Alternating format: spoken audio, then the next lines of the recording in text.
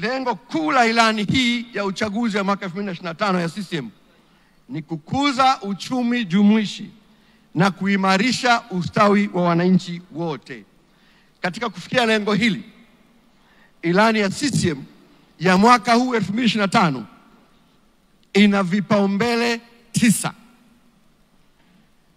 Moja ni kuchochea mapinduzi ya uchumi wa kisasa, fungamanishi, jumuishi na shindani uliojengwa katika msingi wa kuongeza thamani rasilimali zinazozalishwa nchini.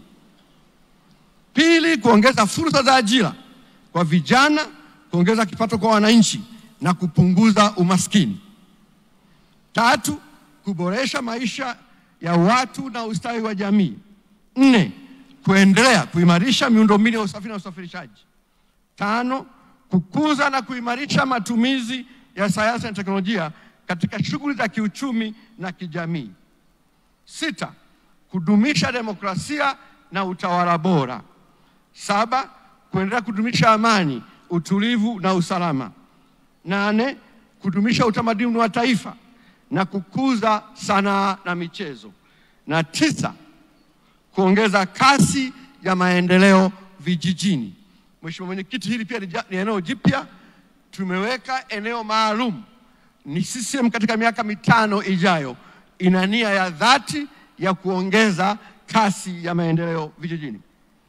Ndugu Mwenyekiti, ilani ya uchaguzi ya mwaka huu, kwa wale ambao wanapenda namba, ipo katika vitabu vitatu. Kitabu cha kwanza ni ilani yenyewe ambayo ina kurasa 78 aya 117 na maneno 29,520. Kitabu cha pili ni orodha ya miradi itakayotekelezwa katika ngazi ya mikoa na wilaya. Na Mheshimiwa Mwenyekiti, niseme kwamba kitabu cha miradi bado kinaendelea kuboreshwa na tunao nafasi mpaka tutakapoenda kuzindua rasmi kampeni zetu.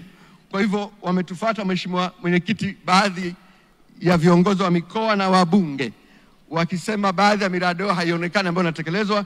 Ni waahidi kwamba miradi hiyo itaingizwa. Wapo mbunge wa Rombo, mbunge wa Kileo na wabunge wengine wengi ambao wametupa. Kwa hiyo tunao nafasi hiyo. Kitabu cha tatu, Mheshimiwa Mwenyekiti, ni nakala rahisi ambayo inapatikana kwa njia ya picha. Baada ya maelezo hayo, naomba sasa nipitie kwa ufupi ahadi na maelekezo ya CCM katika kipindi cha miaka 5 ijayo. Kwa wale ambao wanapenda mahesabu, katika vipaumbele 9 tunazo ahadi na maelekezo 689, lakini kwa hapa nitapitia machache.